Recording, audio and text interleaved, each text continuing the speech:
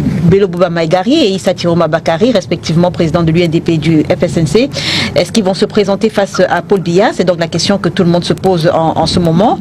Et pour cause, on observe un vent de critiques chez ces deux personnalités. Je vous l'ai dit en entame de cette émission, au téléphone, on a Célestin Yandal. Il est le maire UNDP de Tumboro. Bonjour Monsieur Yandal, vous êtes avec nous? Bonjour Madame Laila. Très bien. Si Bello Bouba reste allié de Paul Biya cette année, nous n'allons plus le soutenir. Est-ce que ces propos sont bien de vous? Bien sûr. Est-ce qu'on doit s'attendre à ce que vous claquiez la porte à l'UNDP si au sorti du 28 juin, Bello Bouba Maïgari n'annonce pas sa candidature face à Paul Biya? Écoutez, Madame Laila, je voudrais tout d'abord préciser que la réunion du comité central, qui est l'organe suprême en matière électorale, surtout en ce qui concerne la présidentielle, la proposition du parti, le parti est convoqué, disons les membres du comité central sont convoqués pour le 28 prochain. Et c'est à l'occasion de cette rencontre que la position de l'UNDP sera connue. Pourquoi est-ce que vous décidez de ne plus soutenir Bello Bouba Maïgari s'il décide de rester dans l'alliance avec le président Paul Biya? Quelles sont les raisons qui motivent votre sortie?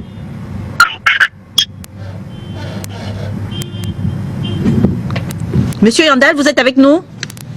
Vous savez, l'UNDP a été, je suis avec vous, Madame Leila. D'accord.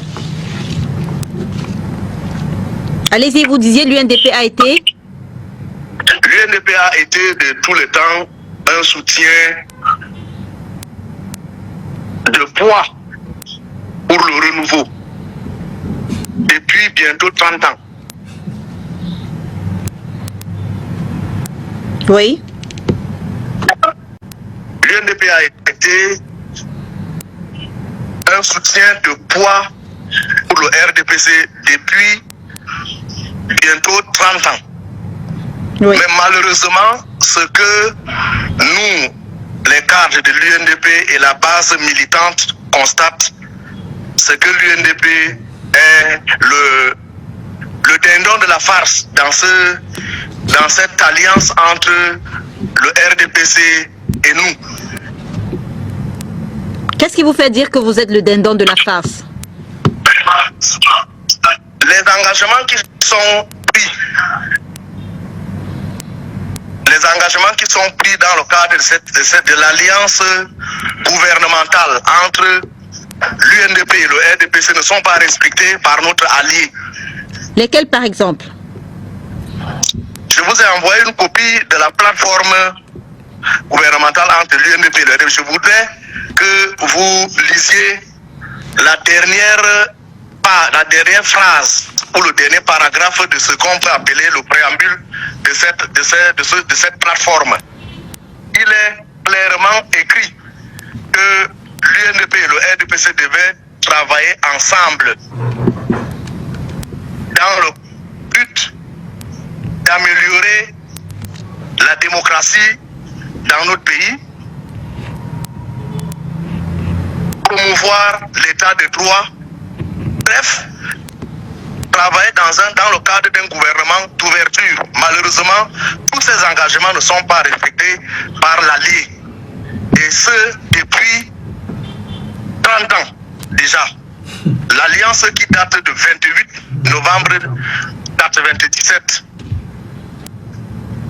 Aujourd'hui, la base militante qui se rend compte que cette alliance n'est autre qu'une farce pour nous.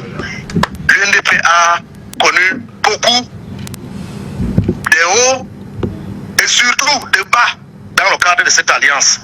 Aujourd'hui, surtout considérant la dégradation considérable du septentrion, la base militante entend prendre ses responsabilités en main et s'approprier cette plateforme avec les engagements qui ont été pris et au besoin travailler avec d'autres forces de changement pour améliorer ou encore sauver notre pays de cette situation dans laquelle il se trouve. Est-ce que ce n'est pas simplement une meilleure négociation que l'UNDP recherche